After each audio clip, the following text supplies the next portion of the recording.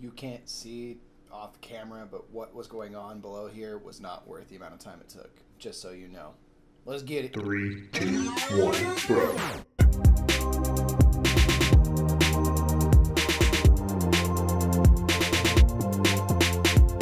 What's up, everybody? My name's Michael Lee Murphy. I'm one half of the Brothers Murph. This is Metagame Minute, where I talk about board games and stuff, and I want to talk about boom, Dice Forge. It got played. We played it. Not this copy, though, mind you. This is our copy. This copy has not the stuff needed for it to be a board game still. But we were able to run into a copy at Strategicon, the local convention here in Los Angeles that we were at all weekend. And you know what? I said this might be the only time. It might be the only chance to ever play this game. Let's see if it's even worth the hassle. And we finally played Dice Forge. Just real quick, we did like it. It was fun. Very kind of light and easy, and you just kind of do your dice thing. But I dug it. I liked it. But I was the one charged with teaching the game to people, which means I had to learn the game. And it is not a very complicated game, but they did one thing that I was frustrated by. And I'm going to go down here and get it. It's just that fast. It's not that long. I had to read the rules. Boom! Here's your rule books. It's pretty simple. As you can see, there's not a whole lot to it. But it became more complicated than it needed to be because I'm very used to reading books like books, where you finish this page and then you turn the page. But as you can see, there's something going weird here. It's because they made the rule book like this, like a damn centerfold. And I was frustrated by this. Because, like, on one hand, it's cool. I'm very of two minds about this. Because, like, neato, man. Like, you're doing something different. I appreciate that.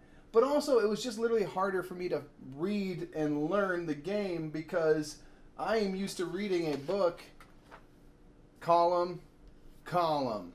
Except for you have to read column, column. But this is also hard to read. So you fold it in half naturally to make your life easier like you would a newspaper. But then you miss, and so I had to reread things 4 times because I would go down to here and I'd come up here and be like, there's no conclusion, these rules don't make sense. And it was just like, I don't know how to feel because I like when people do things different with their rule books. Like Jamaica, the game, the rule book is a map. It's like a treasure map because you're going around and getting treasure. It fits in with the theme. It's great. I just think like it's so clever and it makes it way harder to read it and focus on like what you're supposed to focus on, and it's super annoying. So I'm like, oh, I love the creativity, but stop it. We're not here for the board game rules. We're here for the board game game. So leave the creativity over there.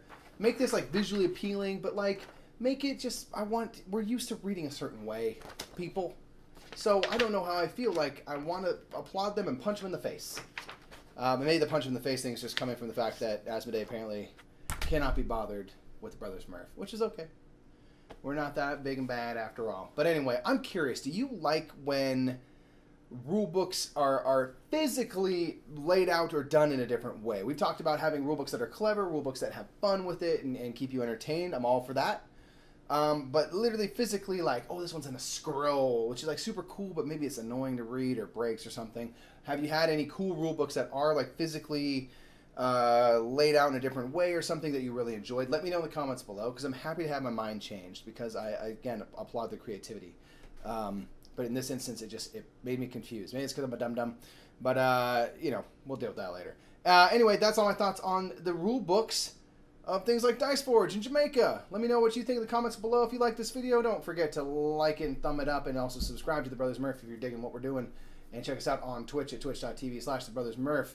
And just remember that whether or not you can read upside, backward, down, and whatever, it doesn't matter how the rule book's laid out.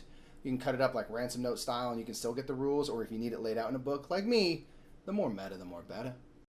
Now, we all know that Nick is the artist, but I'll bet you I can sketch you right now. And while I'm doing this amazing sketch, check out Restoration Games. They sponsor us, and there's information for where to find their games, not illustrations, down below. And this has gone off the rail. I'm so sorry. You are way more beautiful than that.